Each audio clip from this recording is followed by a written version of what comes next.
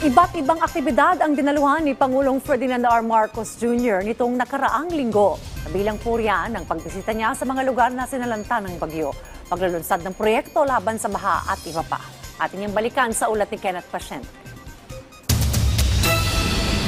Nagsimula ang linggo ni Pangulong Ferdinand R. Marcos Jr. sa pag-alam sa sitwasyon sa ilang bahagi ng bansa matapos ang pananalasa ng Bagyong Uwan. Pinangunahan niya ang situation briefing sa Presidential Security Command Operations Center. Inatasan ng Pangulo ang DSWD at DOH na ipagpatuloy ang pagbibigay ng tulong sa mga evacuation center, habang inatasan ng DPWH na agad simula ng pagsasaayos ng mga kalsada at binigyang diin ang patuloy na koordinasyon at mahigpit na pagmumonitor sa mga hakbang sa pagbangon matapos ang bagyo. Martes, tinanggap ng Pangulo si dating UN Secretary General Ban Ki-moon sa Malacanang at ipinahayag niya ang taus-pusong pasasalamat sa patuloy na advokasya at pamumuno nito sa pagsusulong ng climate resilience at sustainability, lalo na para sa mga bansang mahina sa epekto ng klima tulad ng Pilipinas.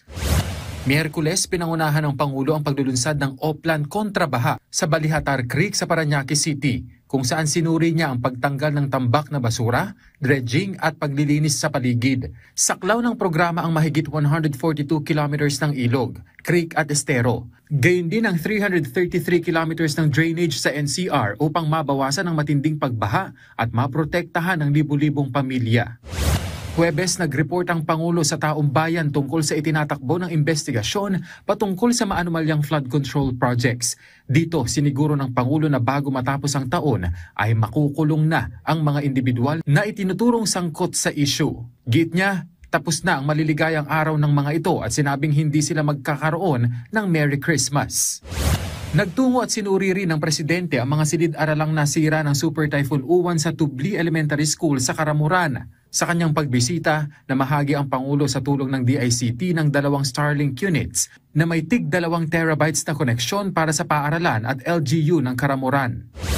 Ininspeksyon din niya ang mga napinsalang bahay at seawall sa Barangay Tubli at Sabangan sa baybayin ng Karamuran, Catanduanes. Tiniyak ng Pangulo ang walang patid na tulong sa mga apektadong residente. Biyernes, pinangunahan ng Pangulo ang opening ceremony ng 13th Association of Southeast Asian Nations Law Ministers Meeting. Dito binigyang diin ng Pangulo ang pagtataguyod ng isang ASEAN na patas, tapat at nakaangkla sa rule of law. Binigyang diin din niya ang pangako ng Pilipinas na patuloy na pakikipagtulungan sa lahat ng ASEAN member states. Highlight ng aktibidad ang paglagda sa ASEAN Extradition Treaty o AET. Magbibigay daan ang kasunduang ito na mapagtibay ang pagtutulungan ng mga bansa sa pagsusulong ng hustisya at upang matiyak na walang kriminal ang makatatakas sa batas sa pamamagitan lamang ng pagtawid ng border.